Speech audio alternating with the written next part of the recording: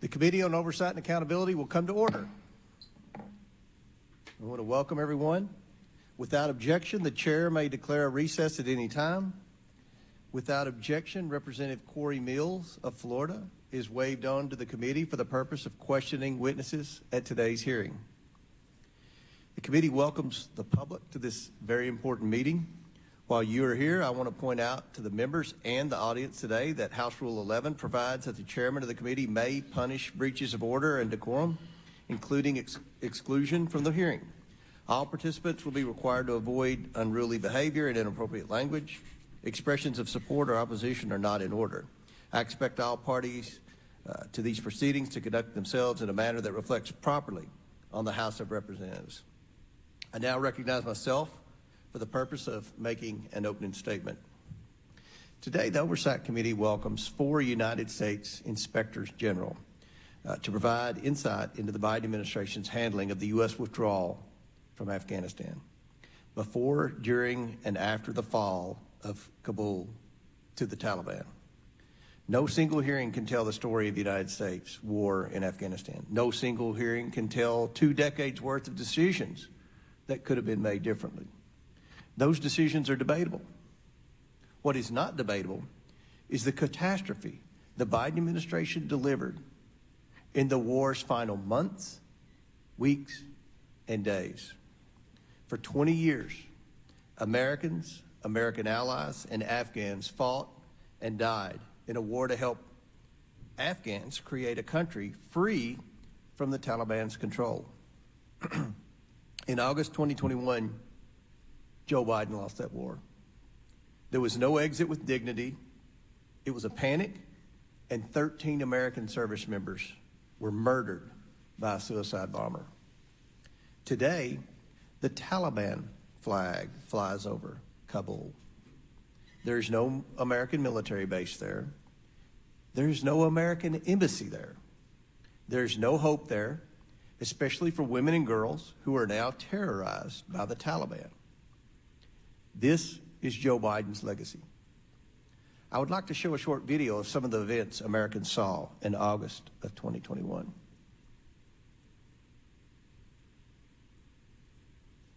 All this talk of chaos, I just didn't see it, not from my perch. At one point during the evacuation, there was an aircraft taking off full of people, Americans and Afghans alike, every 48 minutes, and not one single mission was missed. So I'm sorry, I just don't buy the whole argument of chaos. Coming in right now from Afghanistan, the Taliban parading through the streets in U.S. armored vehicles and flying a Black Hawk helicopter.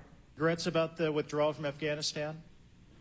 I support the president's decision. Do you have regrets about their withdrawal or how the withdrawal occurred from Afghanistan that cost the lives of 13 of our service members? I don't have any regrets. You don't have any regrets. Secretary Austin, it's very telling. In 2021, Americans watched as crowds of thousands of Afghans stood outside the gates of Hamid Karzai International Airport, just trying to get out of the country. Americans watched as people so desperate to flee clung to the landing gear of airplanes taking off and fell from the sky when the planes did not stop.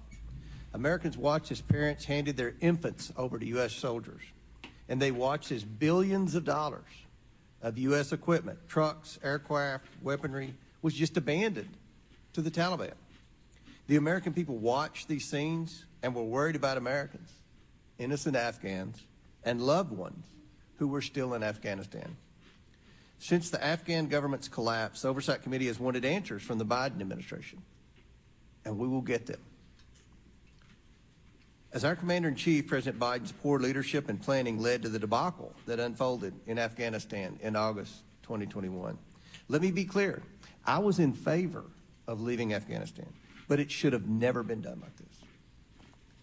I want to also say that the U.S. military, which is stronger and more capable than any other in the world, accomplished an incredible mission, airlifting 124,000 people out of Afghanistan in a matter of days. However, they should have never been put in that position. The U.S. withdrawal from Afghanistan has consequences that will not go away overnight, despite the Biden administration's hope that the American people will forget. Afghanistan has once again become a safe haven for terrorism, as demonstrated by a rise in attacks by ISIS-K. China and Russia are emboldened. Allies around the world wonder if the U.S. can still rise to meet the threats that face us today. Today's hearing will be the first in a series to examine President Biden's botched withdrawal from Afghanistan. The inspectors general here today have years of experience when it comes to monitoring U.S. taxpayer dollars in Afghanistan. They have identified billions in waste, fraud, and abuse in war fighting and reconstruction efforts in Afghanistan. The goal of today's hearing is simple: explore the facts. These IGs will help us understand the factors and decisions that ultimately led to the collapse, as well as the continued risk to U.S. taxpayer dollars going to Afghanistan. I'd like to thank our witnesses for being here today and for their guidance and assistance over the years. I look forward to your testimony. I now yield to the ranking member for his opening statement.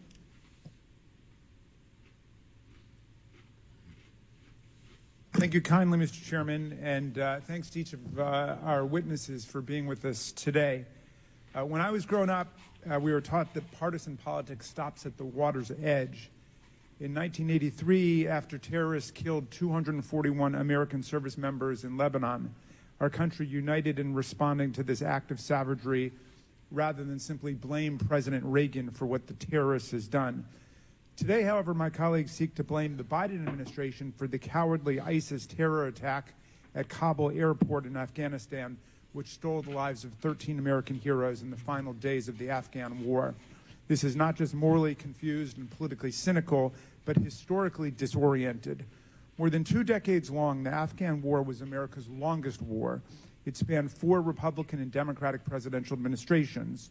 Joe Biden was president during 7 of the 238 months of the war, or to put it another way, for about 3% of the duration of the war, compared to roughly 20% for Donald Trump, 40% for Barack Obama, and 37% for George W. Bush.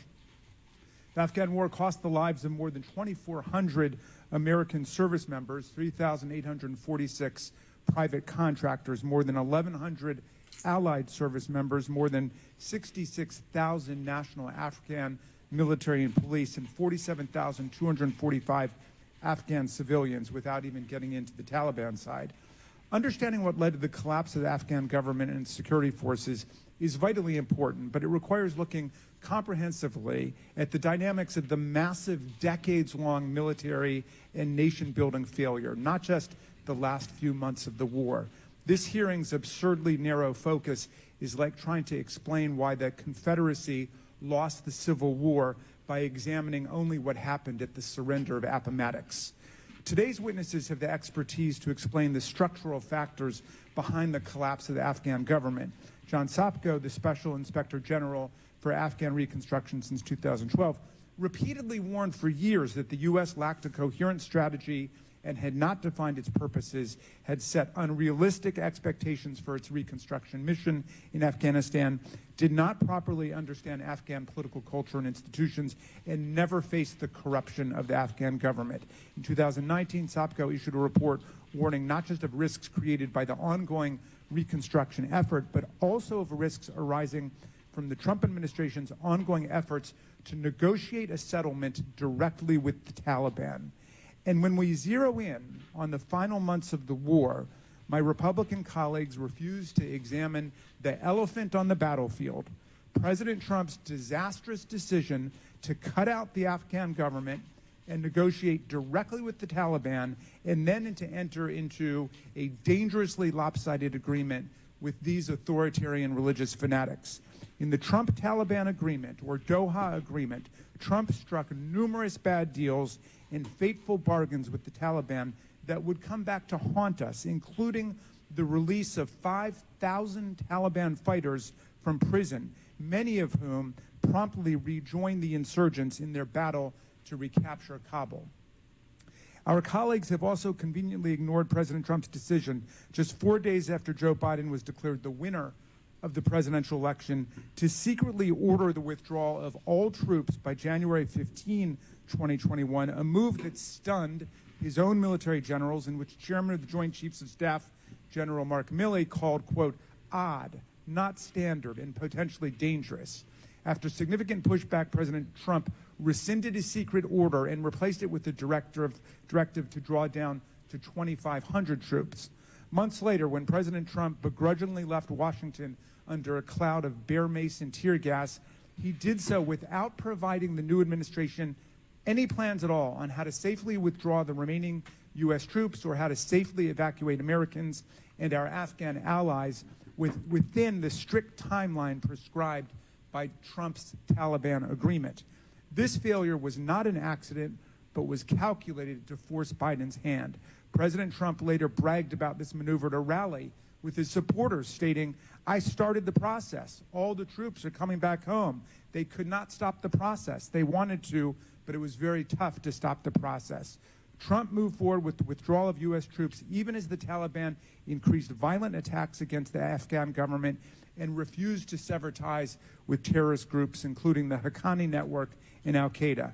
When President Biden took office in January 2021, he faced the difficult choice: send more American troops back into Afghanistan to defend against the newly revitalized Taliban onslaught in the 20-year civil war, or proceed with a full withdrawal from Afghanistan as contemplated by the Trump-Taliban agreement. After extensive consultation, including with his top national security advisors and intelligence personnel, on April 14, Biden announced that the final withdrawal of all U.S. troops from Afghanistan would begin on May 1st and be completed by September 11, 2021. Biden's decision to follow through on the Trump-Taliban agreement was not without risk. Despite careful planning and a consensus from the intelligence community and military leadership on the Afghan military's ability to protect Kabul and defend against the Taliban after withdrawal, the Afghan government and security forces almost immediately collapsed, far more quickly than expected, forcing the administration to evacuate more than 120,000 Americans and Afghan nationals within 2 weeks in what became the largest non-combatant evacuation operation airlift in the history of the United States. Tragically, 13 American service members lost their lives during this heroic operation, and we as a nation are forever indebted to them and all of the more than 2,400 service members killed during the 20-year war for their commitment to America and also to the people of Afghanistan. Today, it's imperative that we put partisan politics aside to ensure that the suffering Afghan people continue to experience today, that these people will receive much-needed humanitarian and diplomatic assistance. Let's work together to find ways to support funding for programs that uplift Afghan women and girls in light of increasing violent repression against them. I applaud the Biden-Harris administration's commitment to delivering aid to the Afghan people while continuing to isolate and condemn the repressive and barbaric Taliban regime. Our country's essential position as a champion for democracy, human rights, and freedom against authoritarianism and violent fanaticism around the world requires us to engage in fact-based oversight to understand what went wrong with our 2-decade mission in Afghanistan. As Mr. Sopko has stated, serious analysis means examining a series of blunders made across multiple administrations over 2 decades. We cannot do our faithful duty as members of Congress by assigning blame on a partisan basis or scoring points in distorted ways. The fate of democracy, human rights, and women's equality all over the world depends on seriously analyzing what went wrong with our intervention in Afghanistan. Let us be serious to that task, and I yield back to you.